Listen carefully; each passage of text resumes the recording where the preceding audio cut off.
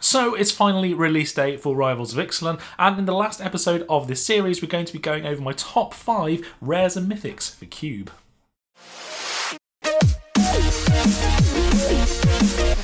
Hello and welcome to Life Begins at 20. My name is Mark and thank you so much for joining me.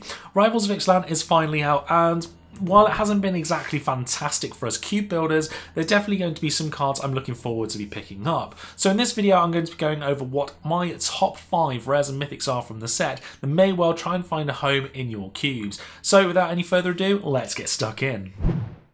So at the number 5 slot we have Zakama Primal Calamity.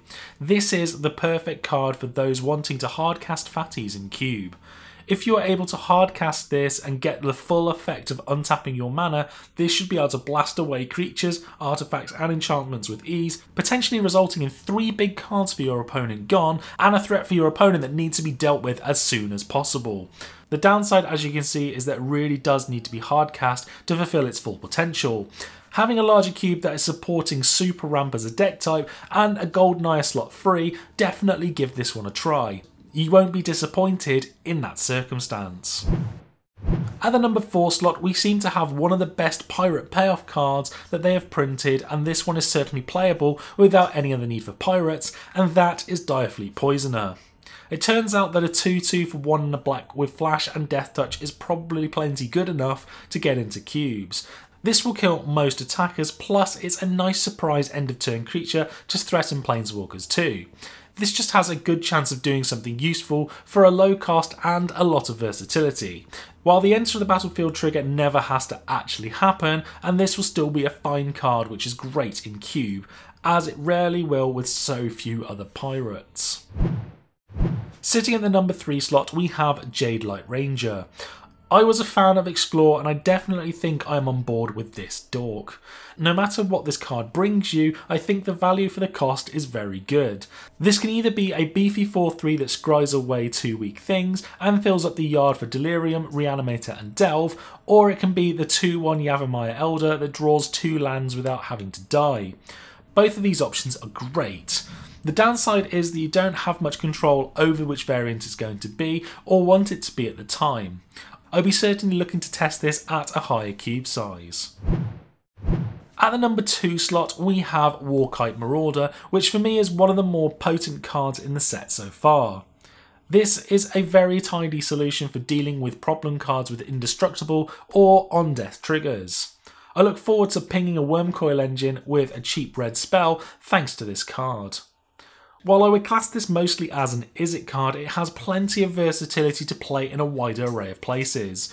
You don't need a huge amount of upside on a 2/1 flyer for 2 to make the cube, and this certainly seems like it has enough. This lets you play pretty aggressively and offers a free Frenzied Goblin trigger, likely allowing other small dorks you have the chance to sneak in where they wouldn't be able to before. And at the number 1 slot we have Direfleet Daredevil. There certainly has been a huge amount of hype over this card, with some using it in the same sentence as Snapcaster Mage. Unfortunately it is nowhere near as good as that, but then that is a very tall order. This card is more like its little sibling. You rely on your opponent to power it up, and so its power level is rather random. This feels very comparable to Abbot of the Keral Heap, and while the Daredevil is a bit more exciting and has a higher ceiling, I think Abbot is a more rounded card.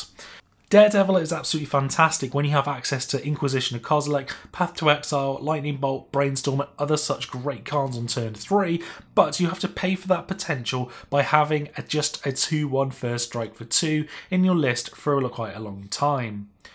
Absolutely fantastic top deck later on in the game, which certainly can't be said for that many 2-drops, and it's certainly going to find itself a home in a lot of powered decks and unpowered decks. Potentially might get into 360 card sizes, but more likely going to be larger size cubes. So there we have my top 5 rares and mythics from the set for Cube, and like I said at the top of the video and in the other videos as well, this set hasn't exactly been that great for us Cube builders, but there is going to certainly be a few cards that might end up making their way in.